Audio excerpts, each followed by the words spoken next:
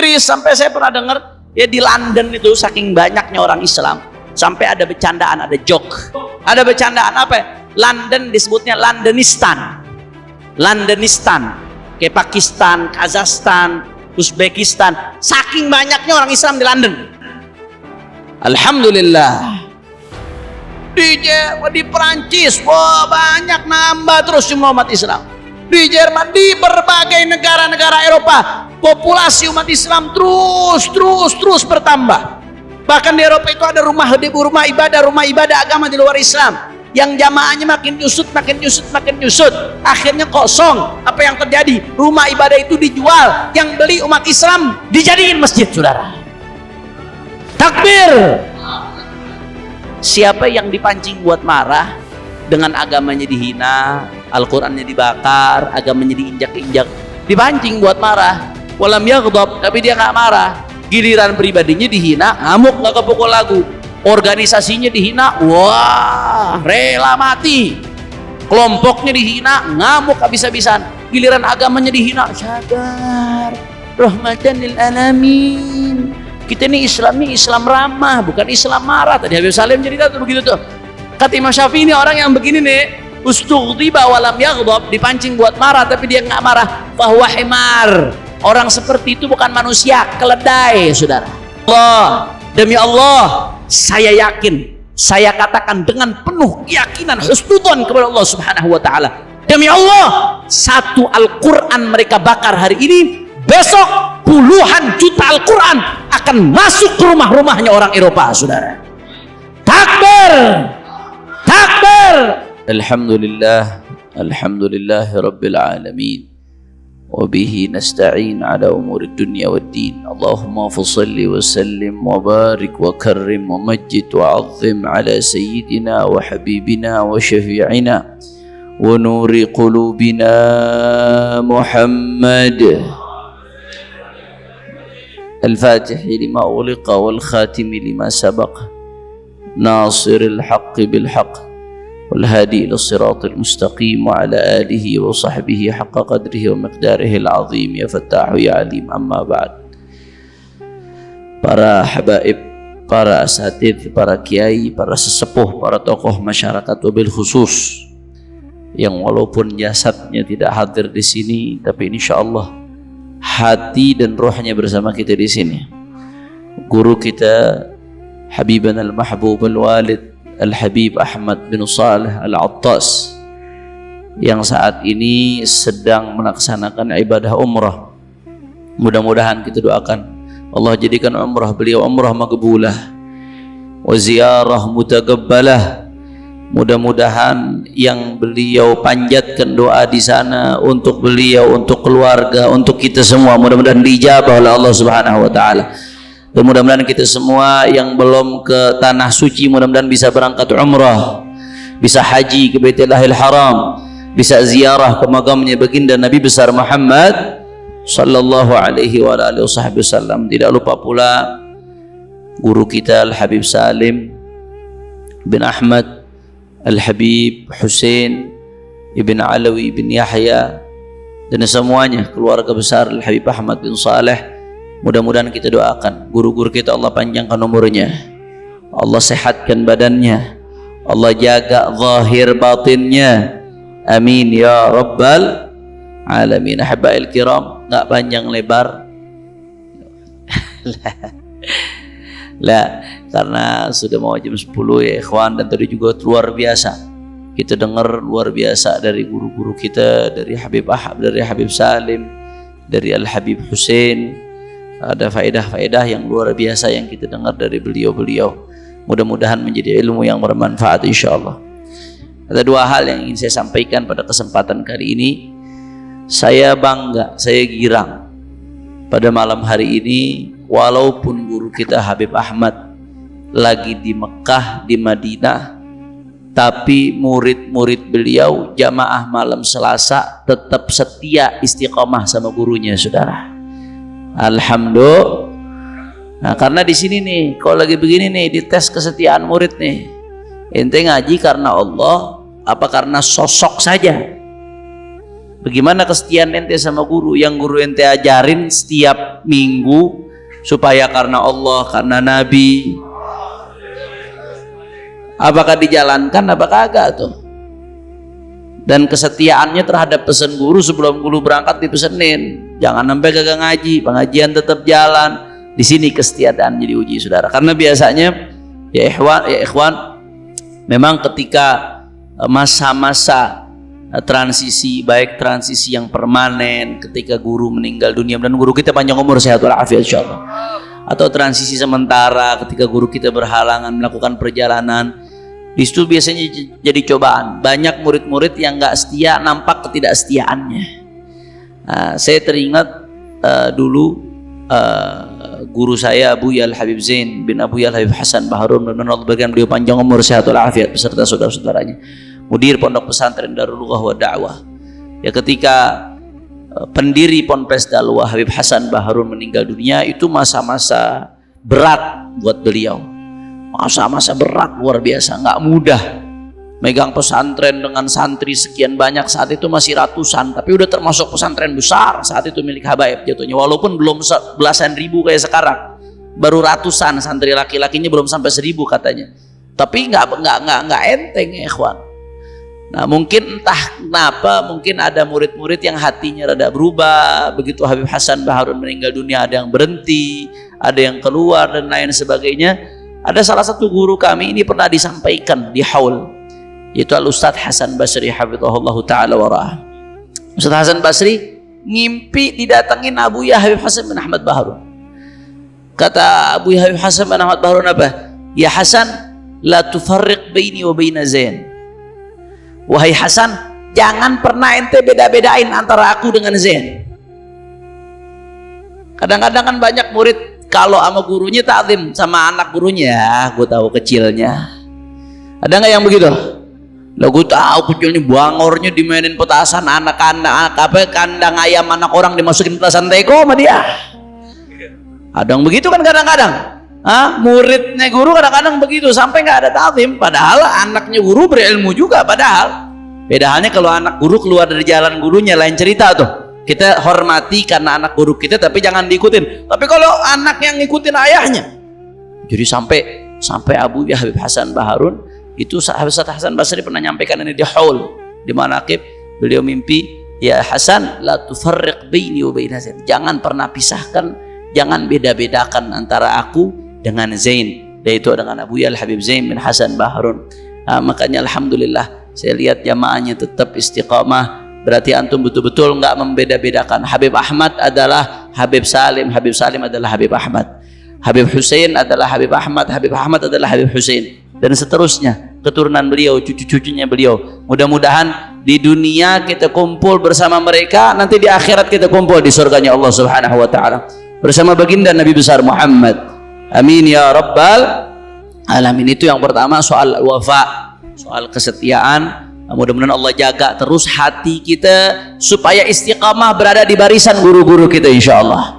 Amin ya rabbal alamin. Kemudian yang kedua ya ikhwan, ada satu hal yang ingin Anda garis bawahi pada malam hari ini, singkat tapi padat saudara, insyaallah. Belakangan ini kita umat Islam, kita disayat-sayat perasaan kita, diinjek-injek harga diri kita dengan kejadian pembakaran Al-Quran di Swedia. Lu tau Swedia apa kagak lu? Babelan belok kiri. Swedia tuh. Eropa, Swedia di Eropa. Penghinaan terhadap Al-Quran bahkan bukan hanya terjadi di Swedia, terjadi juga di Denmark, terjadi juga di Belanda. Cuman memang yang paling jadi sorotan dilakukan di Swedia. Yang melakukan adalah politisi ekstrem kanan yang bernama Rasmus Paludan. Namanya udah kagak enak saudara. Rasmus mirip-mirip termos, Beb. Rasmus Paludan. Ini luar biasa ya ikhwan. Ya. Ada beberapa hal yang bisa kita ambil dari kejadian ini. Satu, ya, Al-Quran itu mulia, betul? Al-Quran itu agung, betul? siapapun yang memuliakan Al-Quran akan dimuliakan oleh Allah Subhanahu wa ta'ala. Siapapun yang memuliakan Al-Quran pasti dimuliakan oleh Allah Subhanahu wa ta'ala. Bahkan apapun yang berkaitan dengan Al-Quran akan menjadi mulia. Saya sudah jelasin berkali-kali. Waktu berkaitan dengan Al-Quran menjadi waktu termulia. Tempat berkaitan dengan Al-Quran menjadi tempat termulia. Sosok berkaitan dengan Al-Quran menjadi sosok termulia. Saya sudah pernah sampaikan itu. Saya ulangin sedikit biar ingat, saudara. Tempat berkaitan dengan Al-Quran, apa kata Nabi SAW? Al-baitul ladzi quri'a fihi Al-Quran yatara'a li ahli as-sama' kama tatara'a an-nujum li ahli al-ard. Rumah yang paling mulia, apakah rumah yang paling gede? Kagak. Rumah yang paling gedongan? Enggak. Rumah yang paling mentereng? Enggak. Al-baitul ladzi quri'a fihi Al-Quran, rumah yang di dalamnya dibacakan Al-Quran, itu yatara'a li ahli as-sama', rumahnya nampak terang benderang di langit, terkenal bagi penduduk langit, sebagaimana penduduk bumi terang benderang jelas melihat bintang-bintang yang ada di langit. Shallu ala Nabi Muhammad. Allahumma shalli wa sallim barik alaihi. Walaupun rumahnya reot, walaupun rumahnya gubuk, walaupun masih ngontrak, walaupun masih kredit, saudara, tapi dibacakan di dalamnya Al-Quran, dimuliakan oleh Allah dengan sebab Al-Quran. Itu satu tuh, tempat mulia karena Al-Quran. Waktu, bulan paling mulia bulan apa? Ramadan. Mudah-mudahan Allah sampaikan kita ke bulan Ramadan fi khairin lutfin wa afiyah wa fi ta'atillah. Mudah-mudahan dapat Lailatul Qadar Ramadan ini insyaallah. Bulan paling mulia bulan Ramadan. Kenapa Ramadan jadi bulan yang paling mulia? Allah buka rahasianya di Al-Quran. Syahrul Ramadan alladzi unzila fihil Quran. Bulan Ramadan di dalamnya Allah turunkan Al-Quran.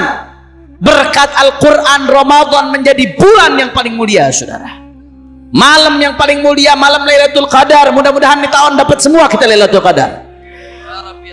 Apa rahasianya? Allah buka dalam Al-Quran. Inna anzalnahu fi Lailatul Qadar. Kami turunkan, kata Allah, Al-Quran di malam Lailatul Qadar. Malam Lailatul Qadar Allah turunkan di dalamnya Al-Quran. Dengan Al-Quran Allah jadikan Lailatul Qadar malam menjadi paling mulia, saudara. Atau di tempat berkaitan dengan Al-Quran jadi tempat paling mulia. Waktu berkaitan dengan Al-Quran jadi waktu yang paling mulia. Sosok, siapa sosok yang paling mulia? Allahumma shalli wa sallim barik alaihi. Udah jelas kalau itu, saudara. Tapi saya bicara di antara kita nih, yang paling mulia siapa di antara kita nih? Apa yang paling banyak duitnya? Apa yang paling tinggi jabatannya? Apa yang paling luas pengaruhnya? Apa yang paling banyak jamaahnya? Enggak. Apa kata Nabi SAW? Khairukum man ta'allama al-Qur'ana wa 'allamah. Sebaik-baiknya di antara kalian yang belajar Al-Quran sama yang ngajarin Al-Quran. Makanya jangan pandang sebelah mata tuh ustadz-ustadz di kampung yang ngajarin Iqra, yang ngajarin alif ba ta. Jangan sampai, ya mohon maaf, saya lihat banyak kadang-kadang kita ini biasa silo dengan popularitas. Ada ustadz datang pakai mobil bagus, terkenal, viral, datang kita sambut kayak malaikat. Giliran ustadz di kampung kita yang ngajarkan Al-Quran, yang ngajarkan alif ba ta, kita pandang sebelah mata, direndahkan, tidak dihormati, padahal itu yang dipuji oleh baginda Nabi Muhammad sallallahu alaihi wasallam. Kenapa dimuliakan oleh Allah dia? Gara-gara Al-Quran, ngajarkan Al-Quran, saudara. Malaikat paling mulia malaikat Jibril. Kenapa malaikat Jibril alaihissalam menjadi malaikat yang paling mulia? Tugasnya bawa wahyu. Wahyu yang paling mulia apa? Al-Quran. Karena Al-Quran malaikat Jibril Allah jadikan malaikat yang paling mulia, saudara. Nabi yang paling mulia Sayyiduna Muhammad sallallahu alaihi wasallam. Rasulullah Sayyiduna Muhammad sallallahu alaihi wasallam mendapatkan wahyu yang paling mulia, Al-Quran. Wahyu termulia Allah turunkan untuk Nabi yang paling mulia. Artinya apa? Kembali kita di pembahasan kita, segala yang berkaitan dengan Al-Quran jadi yang paling mulia, ya ikhwan. Jadi yang paling mulia, ya. Waktu berkaitan dengan Al-Quran jadi waktu yang paling mulia. Tempat berkaitan dengan Al-Quran jadi tempat yang paling mulia. Sosok berkaitan dengan Al-Quran menjadi sosok yang paling mulia. Makanya apapun yang berkaitan dengan Al-Quran menjadi mulia. dimuliakan oleh Allah. Dan siapapun yang memuliakan Al-Quran dengan membacanya, mengajarkannya, membelanya, memperjuangkannya, mendakwahkannya, siapapun yang memuliakan Al-Quran akan dimuliakan oleh Allah Subhanahu. Dan sebaliknya, siapapun yang menghinakan Al-Quran akan dihinakan oleh Allah Subhanahu wa ta'ala, saudara. Siapapun dia. Makanya orang-orang barat nih yang di Swedia, Rasmus Paludan dan orang-orang Islamophobia. Islamophobia ini virus, bapak-bapak sekalian. Islamophobia. Apa tuh artinya Islamophobia? Anti-Islam, alergi sama Islam. Ini virus. Ini ada di berbagai belahan dunia, termasuk di Indonesia ada ini virus, saudara. Virus Islamophobia. Nah, mereka yang membakar Al-Quran, menghinakan Al-Quran, termasuk yang mendukung pembakaran, penghinaan terhadap Al-Quran, mereka bukan sedang menghinakan Al-Quran, tapi mereka sedang menghinakan diri mereka sendiri di dunia wal akhirah, saudara. Dari dunia sampai akhirat dia lagi nginain dirinya sendiri. Nah, nggak usah jauh-jauh, dah nggak usah nunggu di akhirat, di dunia aja. Di dunia ini gara-gara kasus pembakaran Quran nih, Barat jadi terlihat standar ganda, saudara. Mata dunia nih sekarang, masyarakat dunia ngelihat bagaimana Barat mereka punya standar ganda. Standar ganda tuh bahasa halusnya, bahasa sedangnya muka dua, bahasa agak kencengannya dikit munafik, saudara. Kenapa saya katakan munafik? Ya karena Barat yang paling fasih kalau bicara tentang respect, saling menghormati, paling fasih bicara anti diskriminasi, paling fasih kalau bicara soal menegakkan HAM, hak asasi manusia dan lain sebagainya. Tapi apa yang terjadi? Giliran Al-Quran dibakar, saudara, tepuk tangan mereka, membiarkan. Yang nggak membiarkan tutup mata, saudara. Saya kasih contoh sederhana. Orang-orang Barat ini nih, Eropa dan lain sebagainya, ya kalau LGBT diganggu, ngamuknya nggak kepukul lagu, saudara. Bahkan di sebagian negara Barat diperbolehkan.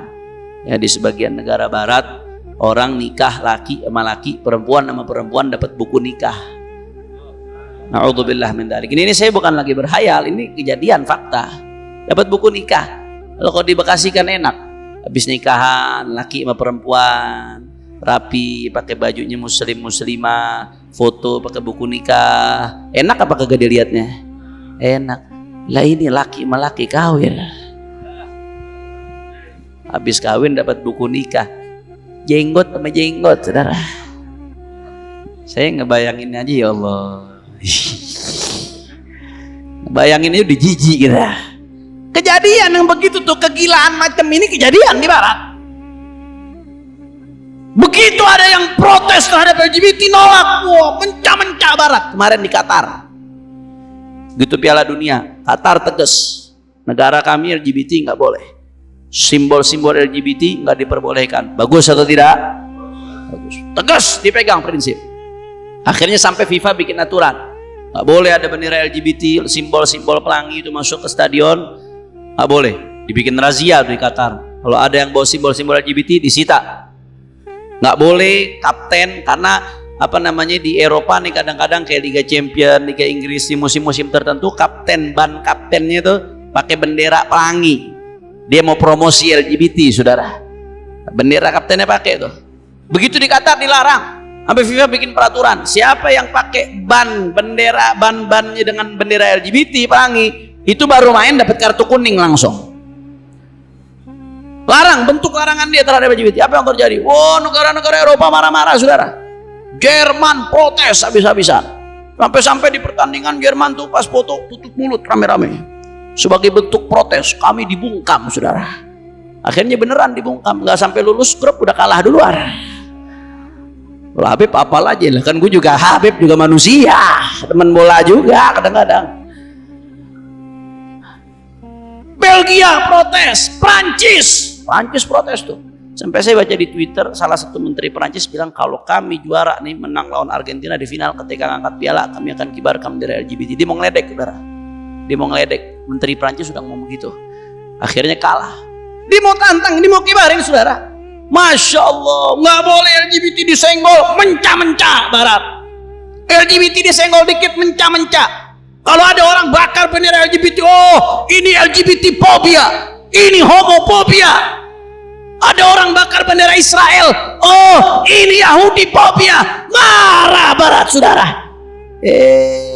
Giliran ada yang bakar Al-Quran, hinakan Islam, apa mereka katakan? Gak apa-apa, itu kebebasan berpendapat. Iya, unyia. Saya mau tanya, jawab yang kompak, munafik apa kagak? Orang keras, munafik apa kagak?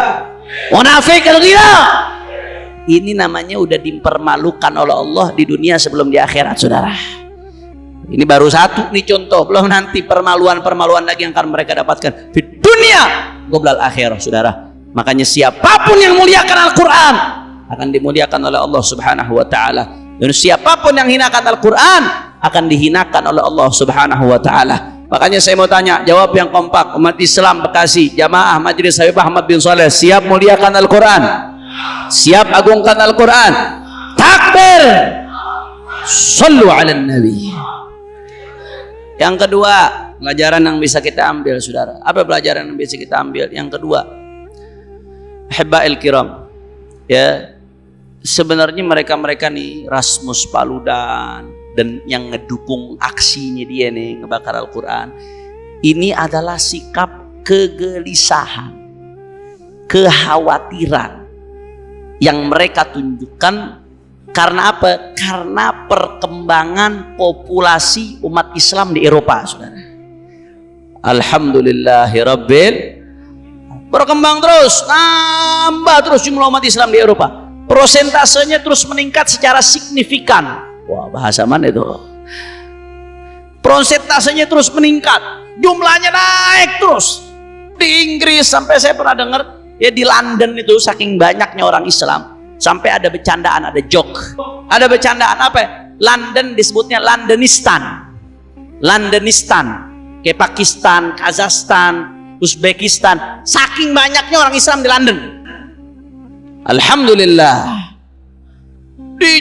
Di Perancis, wah banyak, nambah terus jumlah umat Islam. Di Jerman, di berbagai negara-negara Eropa, populasi umat Islam terus bertambah. Bahkan di Eropa itu ada rumah ibadah agama di luar Islam yang jamaahnya makin nyusut. Akhirnya kosong. Apa yang terjadi? Rumah ibadah itu dijual, yang beli umat Islam dijadiin masjid, saudara. Takbir. Ini fenomena membuat mereka kaum Islamofobia takut.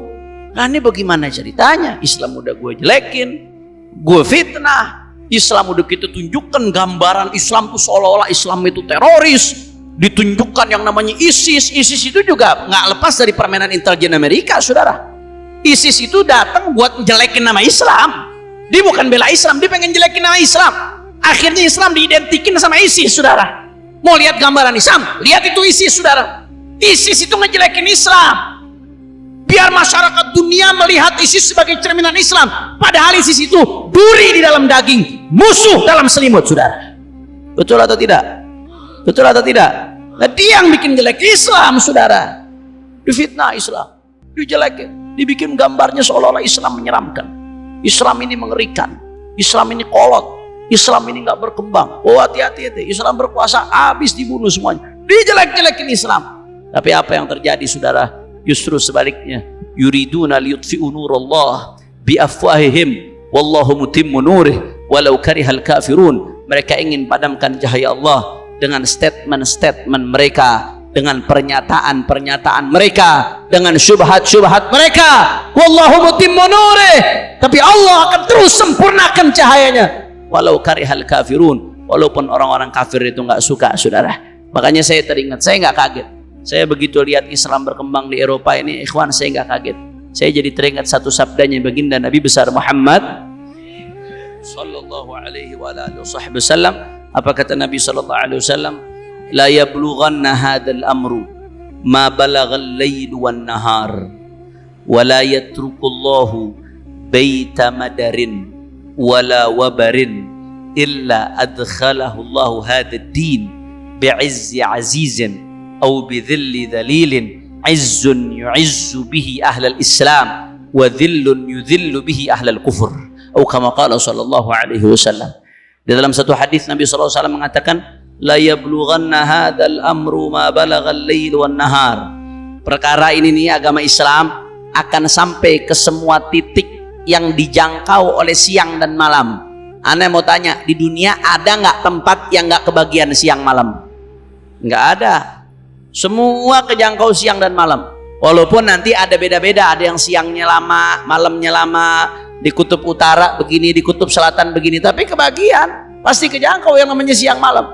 Nah kata Rasulullah, la yablughanna hadzal amru ma balaghal lail wan nahar. Perkara ini, agama ini akan sampai kepada semua titik yang dijangkau oleh siang dan malam. Wala yatrukullahu baita madarin wala wabarin illa adkhalahu hadzal din bi'izzi azizin atau bidhilli dalilin. Tidaklah, kata Allah, kata Rasulullah sallallahu alaihi wasallam, Allah meninggalkan satu rumah pun, baik rumah yang dari batu atau rumah yang dari tanah atau rumah yang dari serabut atau rumah dari kayu, tidak satu rumah pun Allah tinggalkan kecuali di dalamnya Allah masukkan cahaya agama ini bi'izzi azizin, dengan kemuliaan orang-orang yang mulia, wadhulli dhalilin, dan kehinaan orang-orang yang hina. Maksudnya kemuliaan orang mulia apa? Ketika Islam sampai kepadanya, dia menerima Islam sehingga dimuliakan oleh Allah. Maksudnya kehinaan orang-orang yang hina apa? Ketika Islam sampai kepadanya, bicara sampai tapi dia nerima, dia nolak kebenaran tersebut, maka dia dihinakan oleh Allah Subhanahu wa taala. Karenanya saudara, saya nggak khawatir sedikit pun, saudara. Saya nggak khawatir sedikit pun, demi Allah, saya yakin, saya katakan dengan penuh keyakinan, husnudzon kepada Allah Subhanahu wa taala. Demi Allah, satu Al-Quran mereka bakar hari ini, besok puluhan juta Al-Quran akan masuk ke rumah-rumahnya orang Eropa, saudara.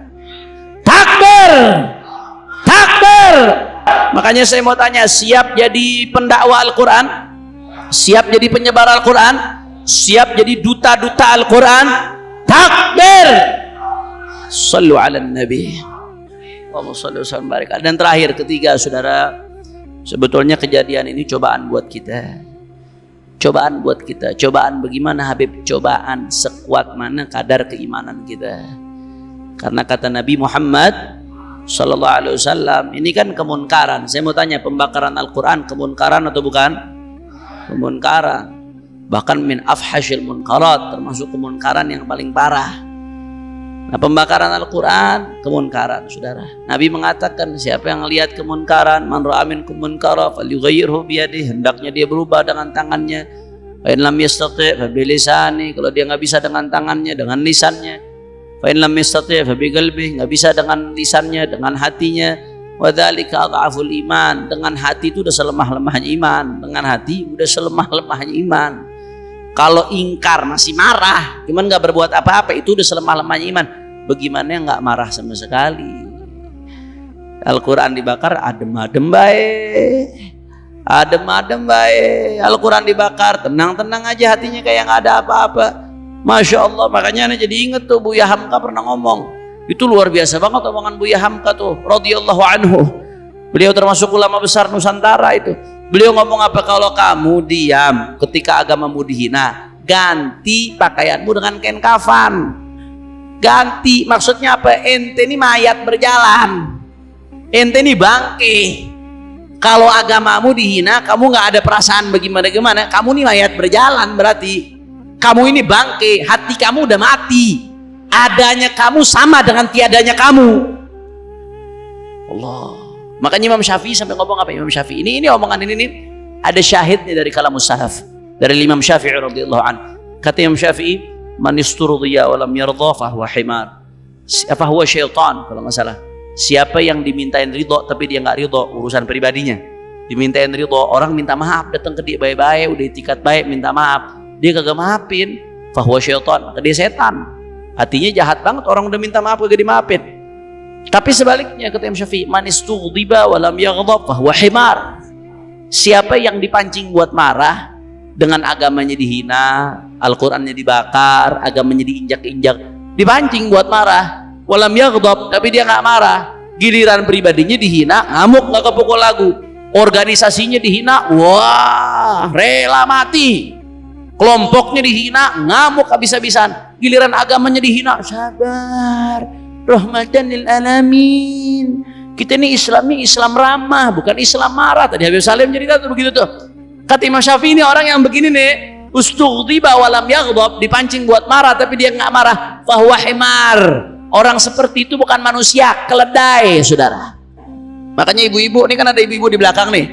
Bu, nih ibu-ibu di belakang nih saya ingetin. Kalau besok ibu punya suami, lihat Al-Quran dihina, Islam diinjak, nggak marah bu, adem-adem baik.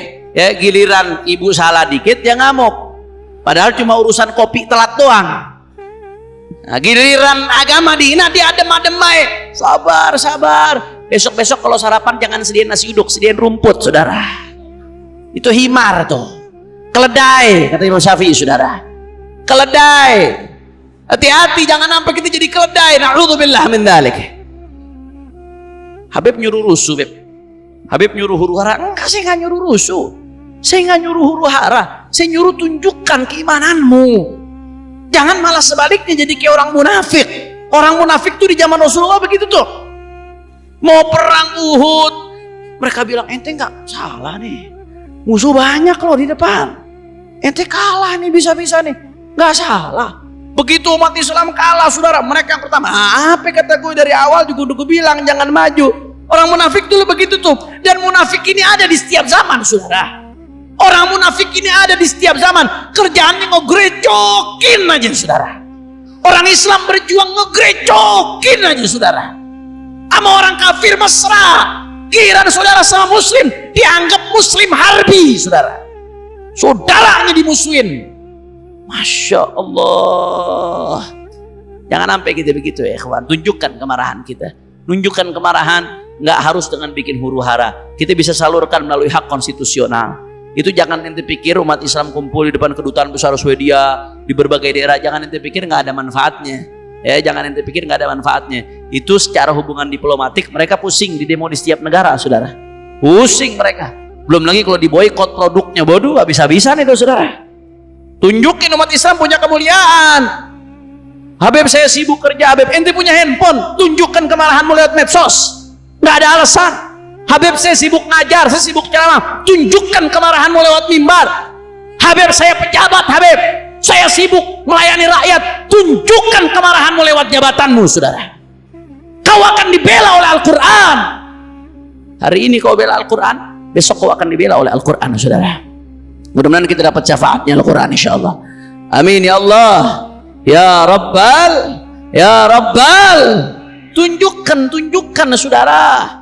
Makanya saya salut luar biasa tuh Perdana Menteri sebelah tetangga Anwar Ibrahim, saya dengar, saya dapat informasi katanya, ya dia marah Al-Quran dihina. Apa yang terjadi? Dia nggak ngamuk-ngamuk, nggak. Dia panggil menteri-menterinya, disuruh cetak 1 juta Al-Quran dibagi-bagikan di Eropa. Bagus apa kagak yang begitu? Ada sikap. Yang penting ada sikap, saudara. Tunjukkan kemarahan tersebut. Tunjukkan kemuliaanmu sebagai orang Islam. Tunjukkan ketegasanmu, saudara. Makanya saya mau tanya sekali lagi. Kalau sampai Swedia nggak ada respon baik, itu penghina Al-Quran nggak dihukum juga, atau terjadi lagi, terulang lagi, dibiarkan penghinaan terhadap Al-Quran. Saya mau tanya, kira-kira umat Islam siap turun? Siap bela Al-Quran? Siap turun ke kedutaan besar Swedia? Siap perjuangkan Al-Quran? Takbir! Takbir!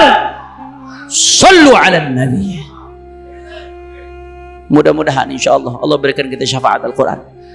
Mudah-mudahan Allah berikan kita pembelaan Al-Quran nanti di yaumil qiyamah. Mudah-mudahan hari ini kita marah karena Al-Quran dibela, besok di yaumil qiyamah di hadapan Allah Quran bersaksi membela kita di hadapan Allah Subhanahu wa taala. Mudah-mudahan keluarga kita jadikan keluarga yang ahli Al-Quran. Rumah kita dipenuhi dengan cahaya Al-Quran. Mudah-mudahan anak-anak kita Allah jadikan anak-anak soleh berkat Al-Quran. Mudah-mudahan kehidupan kita dibenahin oleh Allah berkat Al-Quran. Dan mudah-mudahan Allahumma barik lana fi Rajab wa Sya'ban wa ballighna Ramadan. Allahumma barik lana fi Rajab wa Sya'ban wa ballighna Ramadan. Allahumma barik lana fi Rajab wa Sya'ban wa ballighna Ramadan. Ya Allah, berkahi bulan Rajab kami ya Allah. Berkahi bulan Sya'ban kami ya Allah, dan sampaikan kami ke dalam bulan Ramadan. Waj'alna min suwamih wa quwamih wa utaqaih wa tulaqaih minan nar. Mudah-mudahan di bulan Ramadan kita bisa betul-betul tarawih nanti. Kita bisa betul-betul puasa nantinya. Kita bisa betul-betul baca Al-Quran. Mudah-mudahan kita bisa netesin air mata ketika baca Al-Quran. Mudah-mudahan keluar dari Ramadan Allah termasukkan kita dalam orang-orang yang bebas dari api neraka, mendapatkan Lailatul Qadar. Allahumma ja'al jama'ana hadza jam'an marhuma وتفرقنا من بعده تفرقا معصوما ولا تجعل أحدا فينا ولا منا ولا معنا شقيا ولا محروما اللهم اهدنا بهداك واجعلنا ممن يسارع في رضاك ولا تولنا وليا سواك ولا تجعلنا ممن خالف أمرك وأصاك واقضي لنا ولوالدينا ولأولادنا ولأحبابنا ولمشايخنا ولحبيبنا الحبيب أحمد بن صالح العطاس حاجات حسية ومعنوية دنيوية وأخروية بجاه خير البرية وأن الله سبحانه وتعالى يتقبل منه العمرة ويجعله عمره مقبولة وزيارة متقبلة ويعيد بركات هذه العمرة وبركات هذه الزيارات إلينا بركات تظهر أثرها في حياتنا وفي حركاتنا وفي سكناتنا وفي مجالسنا وأن الله سبحانه وتعالى يغفر الذنوب ويسر العيوب ويكشف الكروب ويحصل لنا كل المطلوب ثم إلى والدينا خصوصا الوالد عبد الرحمن العطس والدينا ومشايخنا ومعلمنا وذوي الحقوق علينا وعليهم أجمعين أن الله يتغشاهم بالرحمة والمغفرة ويدخلهم الجنة برحمته إلى حضرة النبي بسر الفاتحة. Terakhir saya ada pengumuman, insyaallah doain imam besar kita yang saat ini masih bebas bersyarat ya, beliau memang nggak bisa keluar kota kecuali dengan izin. Kalau dapat izin dari Bapas boleh keluar kota ya.